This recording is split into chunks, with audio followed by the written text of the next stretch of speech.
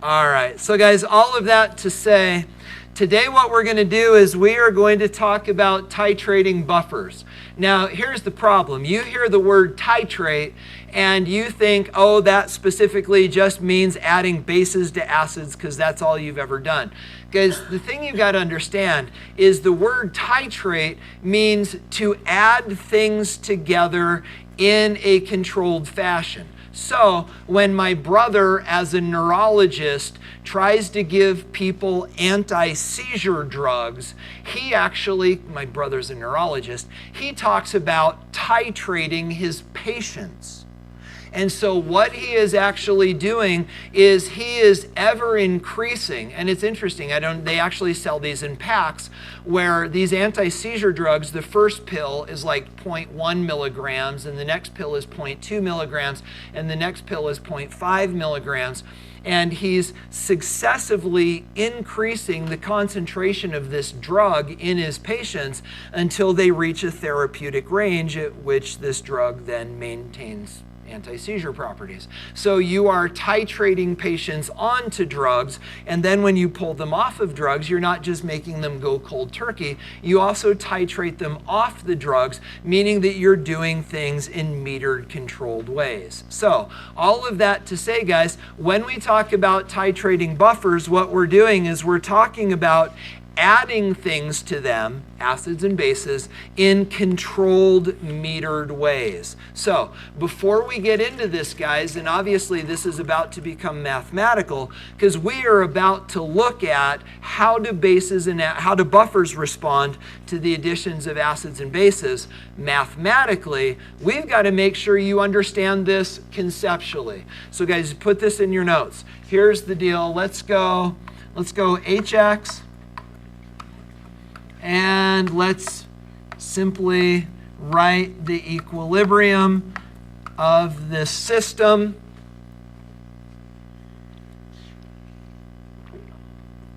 And of course, this makes HX a weak acid. We know it's weak because of the arrow. We know it's an acid because it's giving away protons. Now, guys, here's the question. What would we need to add in order to turn this into a buffer? NaX or LiX or Kx, or we need a salt of X that doesn't mess with pH as it relates to the metal. So NaX would be a wonderful choice. So say that we buffer this with NaX. Then, guys, and this is where you need to start thinking, then we come along and we attack this buffer with an acid. And guys, thank goodness in this class that acid will always be a strong acid. Or we come along and we attack this buffer with a base. Given the way we represented this last time in class, what I want you to do, guys, and this is a two-part process, once for the acid and once for the base. Guys, as you understand it, write out the chemistry that will take place in the buffer at the addition of a hydrogen, an acid, and then again on the addition of the base. What is the chemistry that takes place in both instances? Write it down as you would represent it if you were doing this on the AP test. Again, our example right now is hypothetical, but of course the principles hold true.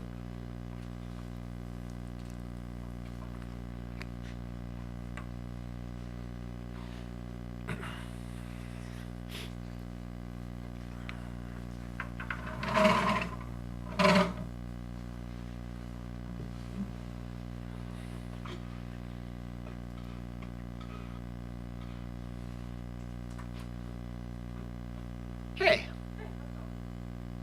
I was just thinking about how glad I am that I'm here with my bike. I know.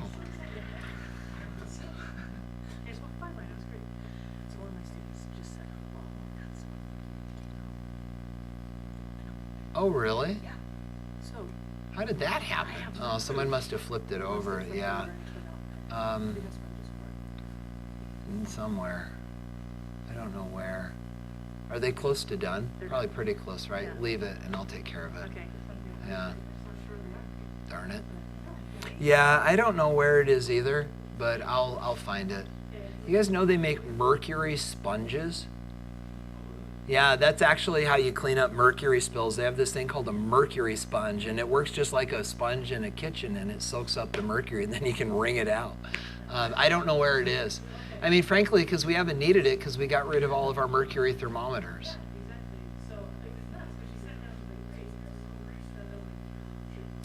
What if I just send my TA in with some paper towels?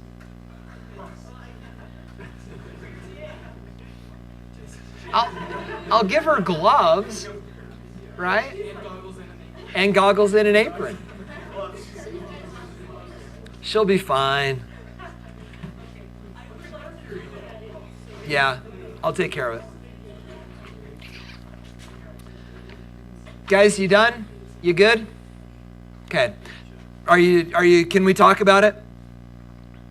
Just tell me yes or no. We're okay.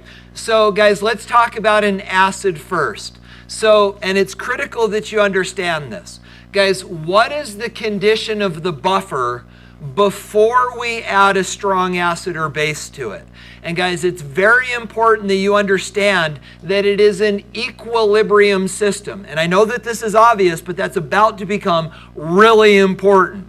So guys, this buffer, all buffers by definition are equilibrium systems.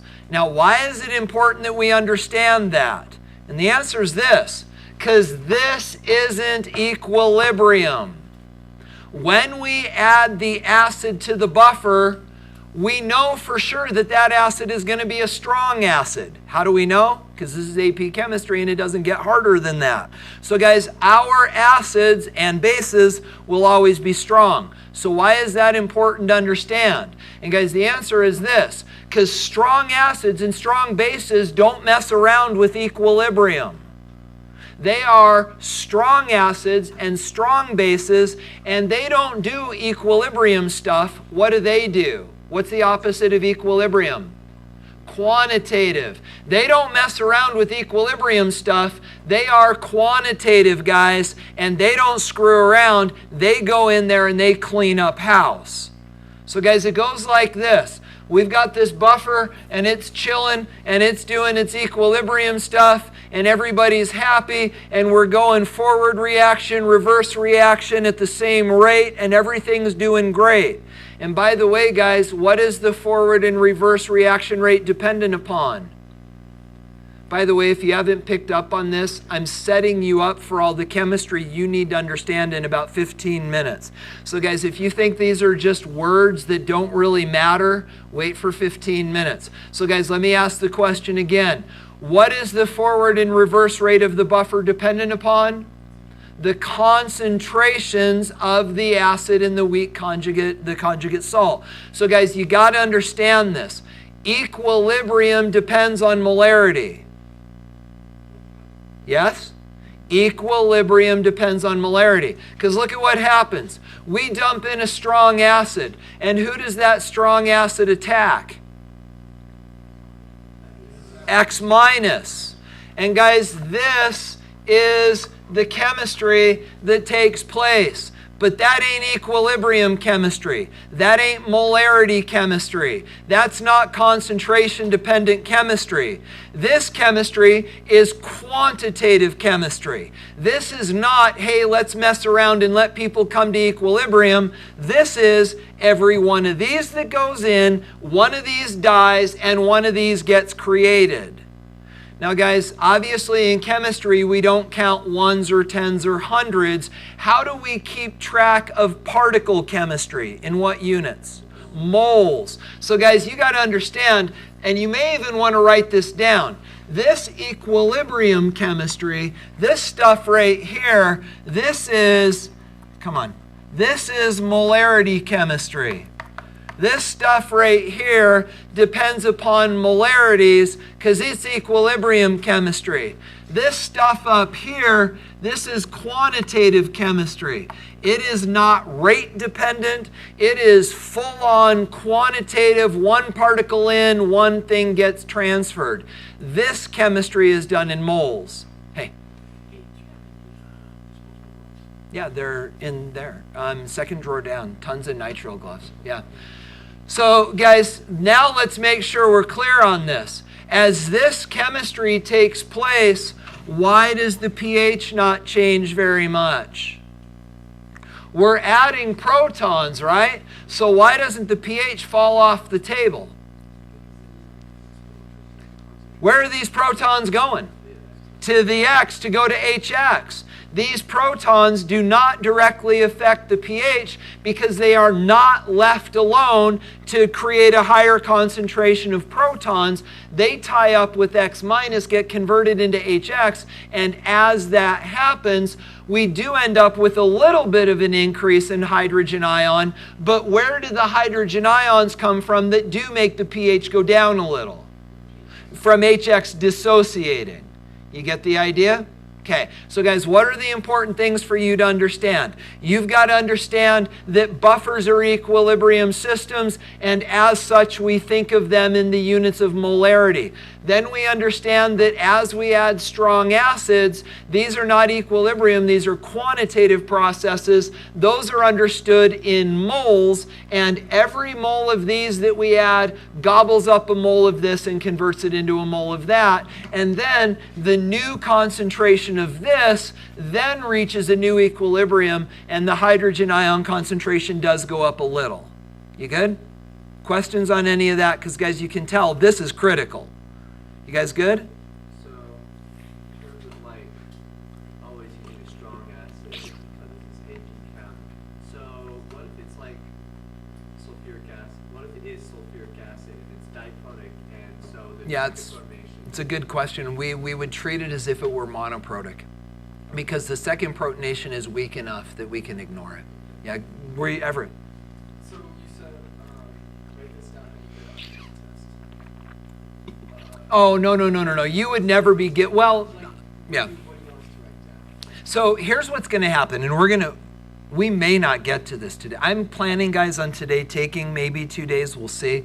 What you're going to find out is in a minute, we are going to do this. But instead of it being hypothetical H and X's, it's going to be acetic acid, acetate ion, and protons, and then hydrochloric acid. And so what I'm going to encourage you to do is represent it like this. So it's really helpful, at least for me, to think through the chemistry that's going on by actually writing it like this and saying, okay, when I add the hydrogen, the acid, this is going to get consumed, this is going to get created. But understand the AP graders aren't going to be looking for these arrows. Frankly, this is my interpretation of the content. What you are going to see is that these changes are going to get represented. Okay, hold on. Say a little prayer. Please didn't break. Oh.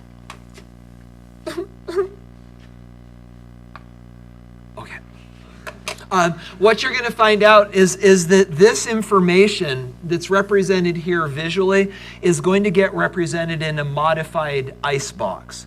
And that they will look for. So what I was really trying to say was, how do you understand this with the understanding that eventually we'll be accountable for it? So guys, you good here? Yeah. So what if you added more of the strong acid than there is? It's a good question. And hold on, let me think about this. So if you added more strong acid than there was originally, in this case the concentration of X minus, the buffer breaks. And frankly, we will sort of talk about that. What you're going to find out is for us to study buffers, one of the assumptions we always make, and this is going to be on the screen in a minute, one of the assumptions we always make is that we haven't exceeded the capacity of the buffer. But if functionally you do exceed the capacity of the buffer, it's just like titrating a weak base, which we will talk about at the end of this unit. So, but relative to buffers, we're going to assume they haven't broken. Is that okay? So guys, what about the other direction? So let's go back to Happy Land, where this buffer is hanging out, doing its thing, equilibrium, forward and reverse rates are equal, thinking about molarity, and then along comes boom, and we add a strong base. What does the base do? Reacts with the acetic acid, the HX. And what does it do to the HX? It removes what?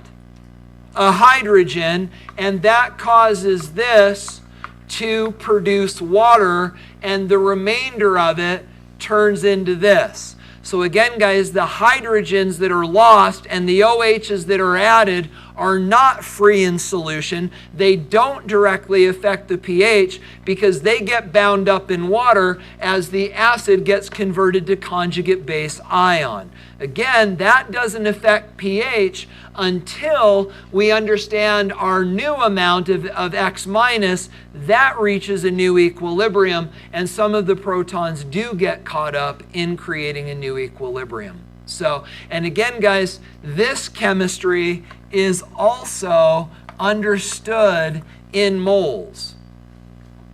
Because again, it's a strong base, and strong electrolytes do not do equilibrium chemistry. Strong electrolytes do quantitative chemistry.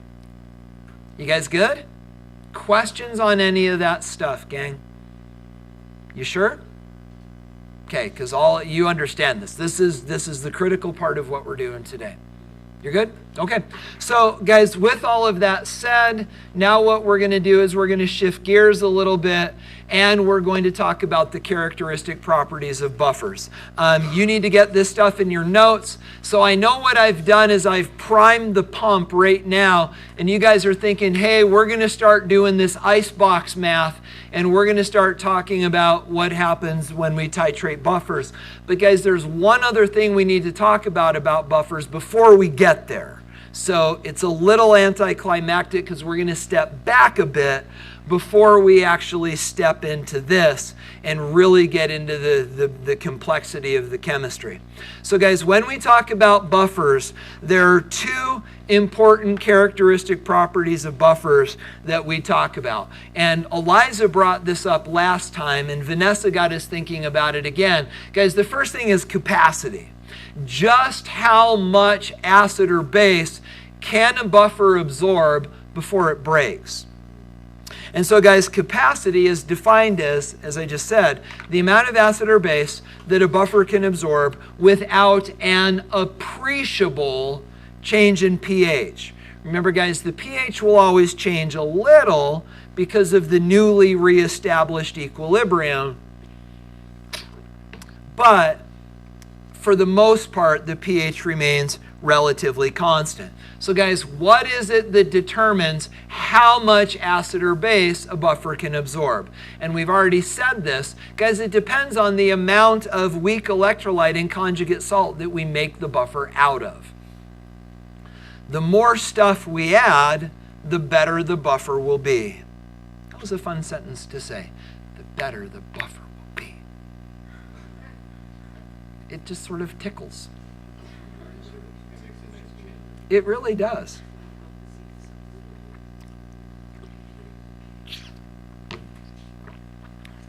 So guys, what I want you to do is think through an example.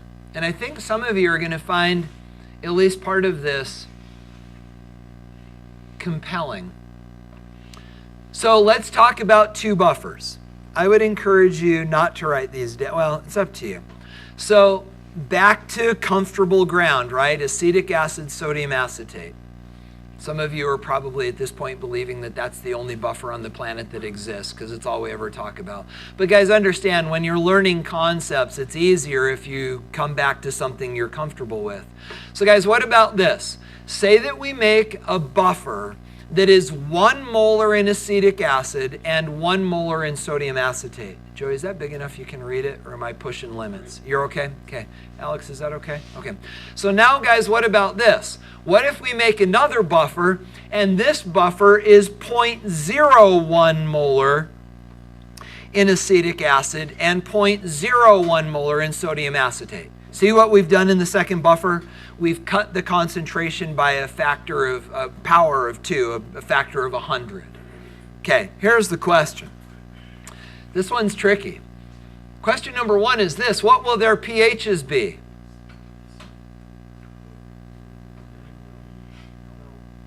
They'll be 2 less. They're the same. Guys, and not only will they be the same, what will they be? pKa. Good for you. pKa. So guys, remember what we said. We said that if you have equal concentrations of your weak electrolyte and your conjugate ion salt, pH is pKa. We've seen it mathematically, but now when you look at it in this context, you're like, wait a minute. I've got more acid here than here, so shouldn't the one that's got more acid be more acidic? But the thing that you're losing track of is not only do you have more acid, you've got more conjugate ion salt. And what does the conjugate ion salt do to the acid? You better know the answer to this. What does the conjugate ion salt do to the acid? Weakens it, right? The conjugate ion salt is a product and it weakens the acid by shifting the equilibrium to the left. So yes, this is more acid, but this is also more weakening agent, the conjugate ion salt. Here we have less acid, but we have less weakening agent, and it turns out that in both cases it's a draw. This weakens this in a proportional way that this weakens that, and you end up with exactly the same amount of hydrogen ion in solution, and the pHs are exactly the same. Crazy, right? But then the question becomes this: which one's a better buffer? Why the first one? It's got more stuff. How many times better is it? 100 times better. Yeah, because guys, there's 100 times more stuff there.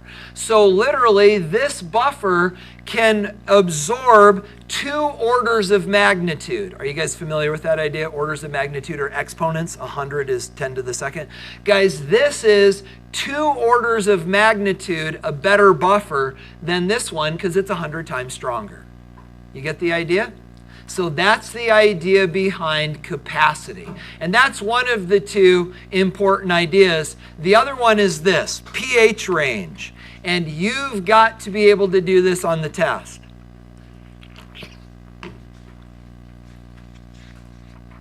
So guys, it goes like this. They will, of course, do this with you conceptually through a free response question. But really, we could do it literally, and we could send you into my chemistry stockroom. And we could send you in there with a Ka table, and we could say, all right, gang, go build a buffer with a pH of 3. You've got all of my weak acids, you've got all of my salts available to you. Go build a buffer with a pH of 3. So guys, how are you going to think through that? Let's use a better number. Let's use 5. Say we wanted to make a buffer with a pH of 5. What are we going to do? Yeah.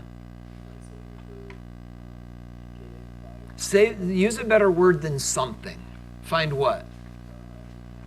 Find a, okay, so and by definition a weak acid because it's got a Ka, right? So say it again now. Okay, so let's talk about that. So guys, understand what we're saying, right? We're saying we want a buffer with a pH of 5. And so Everett's saying we need to find a weak acid with a pKa of 5. So let's talk our way through that. So if this thing has got a pKa of 5, why would that be a good place to go? What do we then do with it? Okay, so this would be the same as, come on, just write. So this would be the same as pH if what else is true? Exactly. So the other thing we would need to then do is turn to the other side of the stockroom and find that salt that shares the common ion. And then what would we do to make the buffer?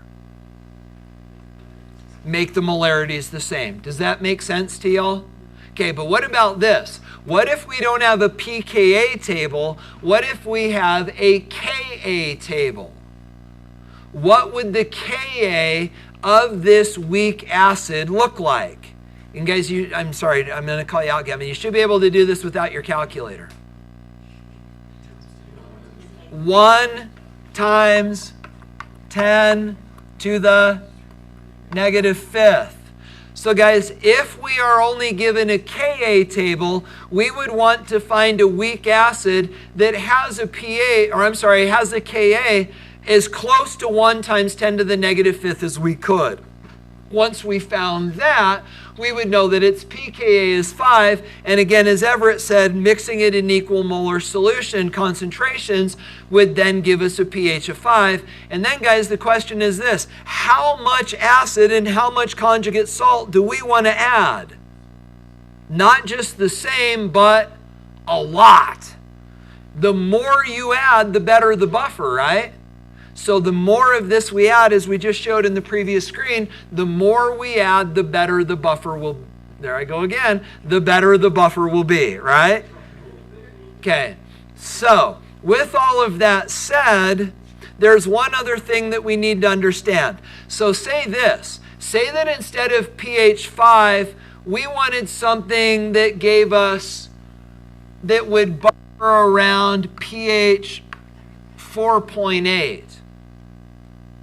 Would it be appropriate to build a buffer out of this system if we were trying to buffer at 4.8?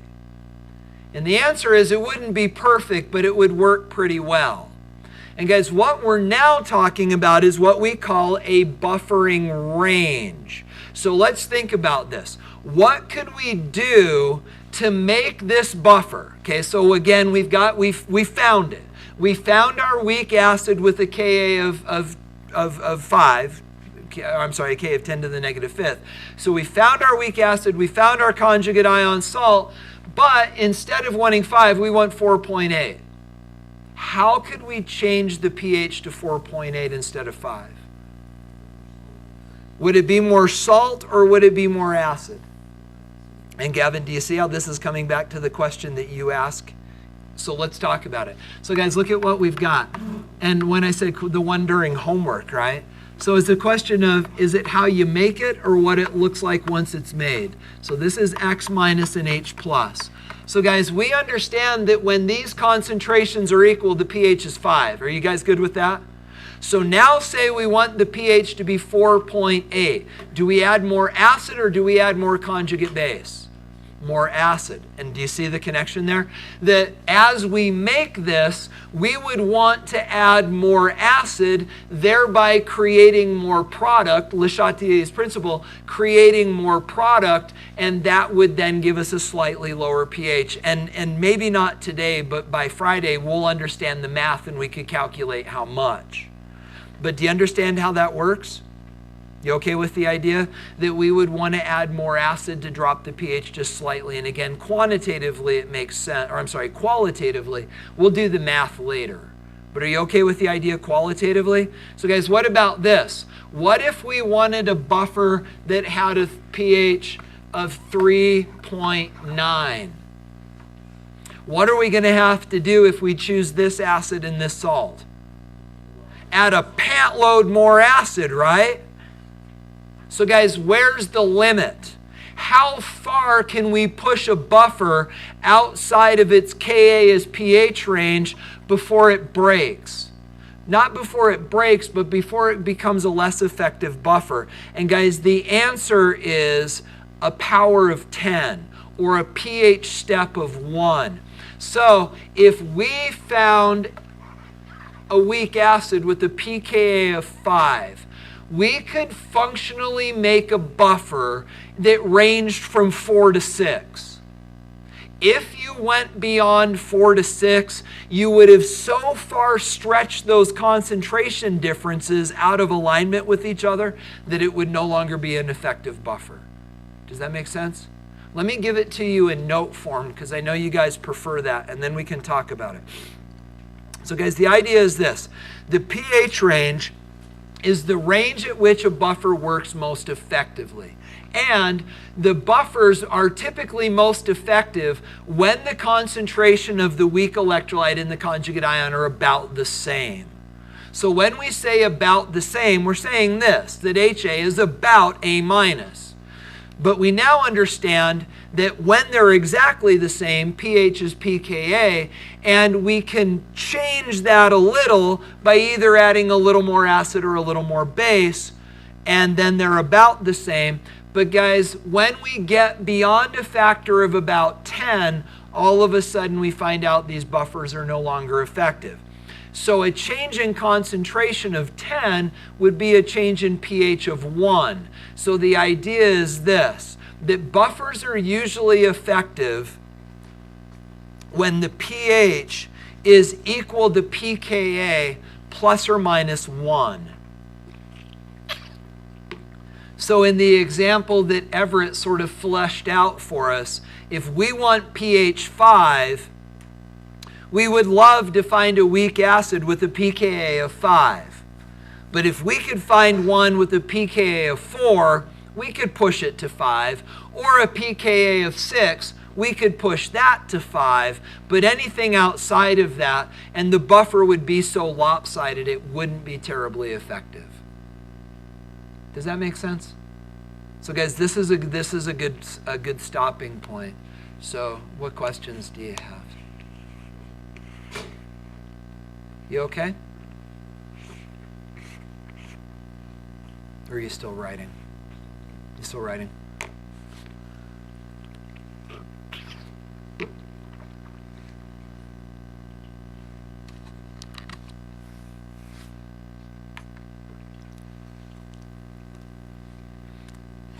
Josh and Hunter, did they have you guys build your own buffers?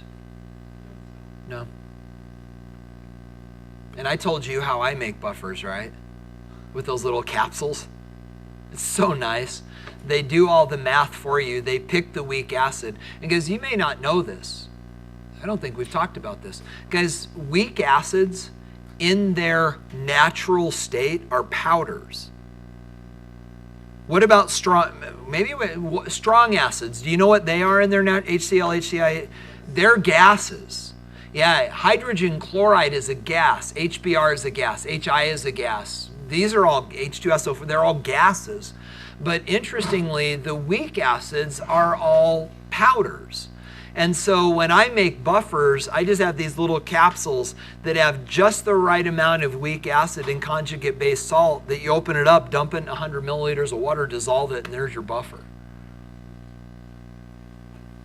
I wish they told us then anyone could do it. But it'd be neat if they printed on the label what the weak acid in the conjugate was. Then we could figure out how close they are to actually being at that sweet spot where pH is pKa. You guys caught up now? You good? Questions on this idea? And if not, we're going to look at a question that you might see like on the test. You're good? Okay. So guys, try this on for size. So say that we make a buffer that is 1.2 molar in lactic acid, and I'm sorry, 0.12 molar. 0.12 molar in lactic acid, 0.12 molar in sodium lactate. And the question is this, what's the pH? I gave you the K of lactic acid. And then over what pH range would this be effective?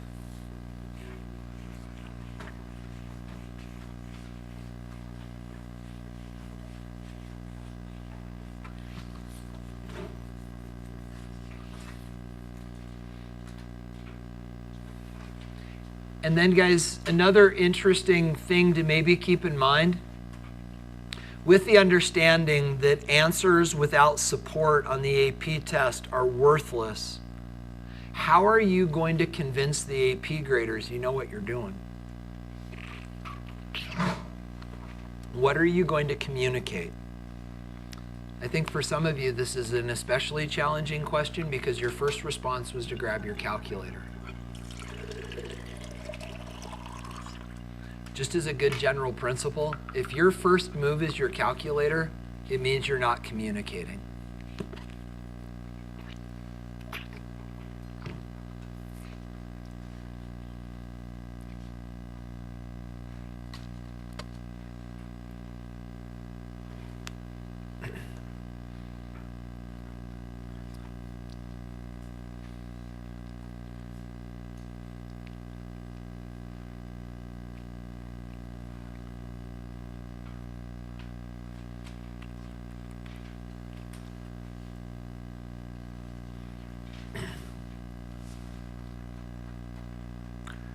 So guys, let me put some of you out of your misery right now. Are any of you iceboxing this?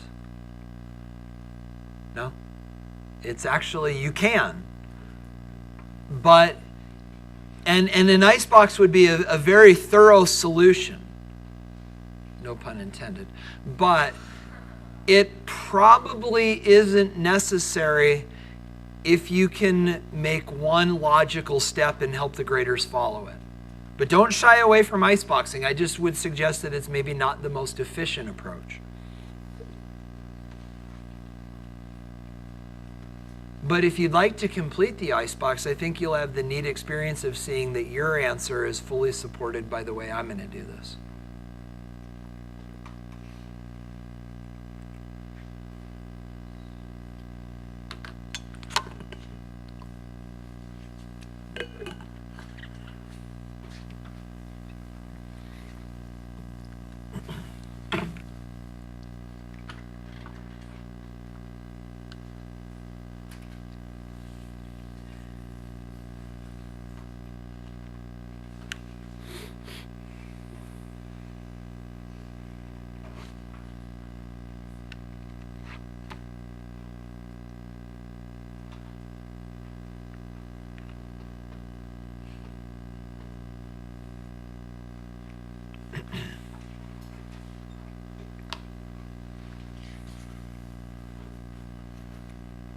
Can we fiddle with it? Need a minute? Because this is sad. Well, it's not sad. I kind of saw it coming. We're not going to be able to get into the math of titrating buffers today. We'll do it on Friday. It just means we need to hang on to all the things that we talked about at the very beginning of the class.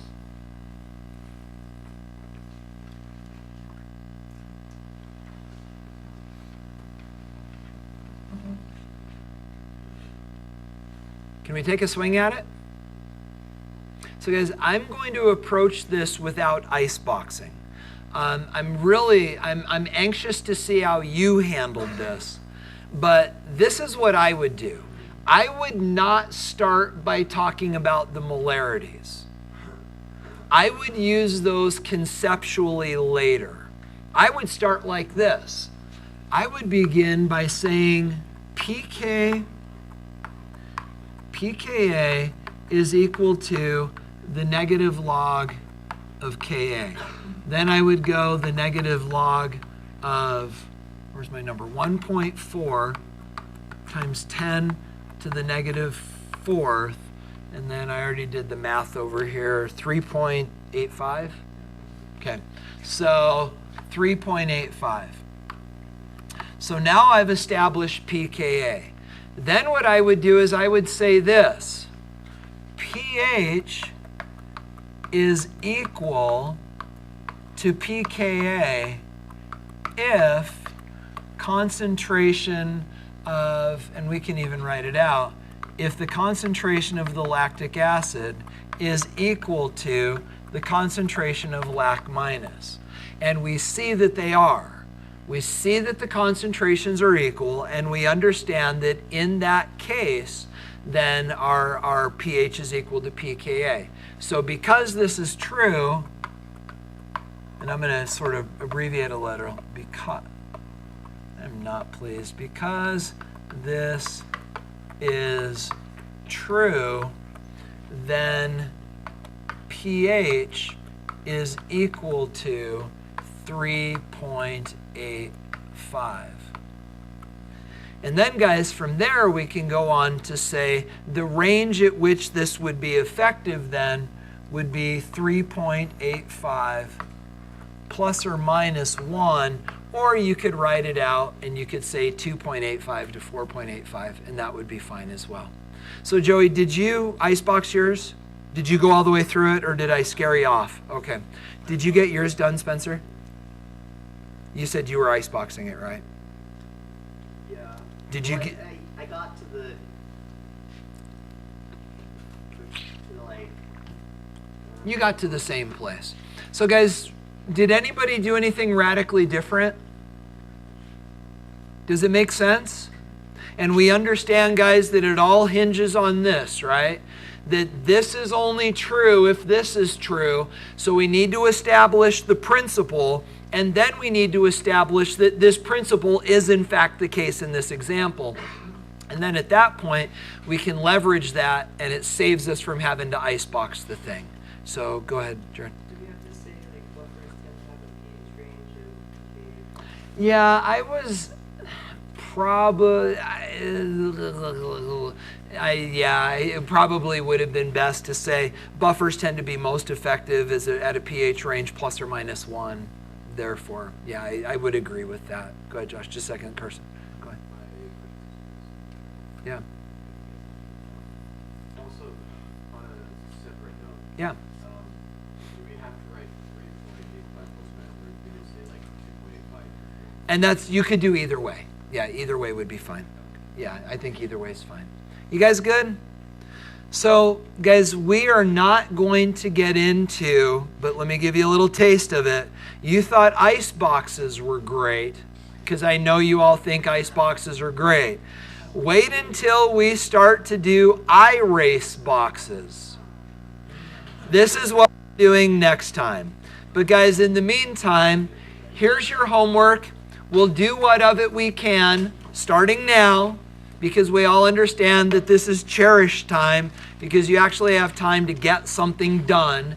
And the number one complaint now by 16-year-olds are they're too busy, realizing that you are the same idiots that sign up for all this stuff. But, guys, use your time well. We've got about 15 minutes.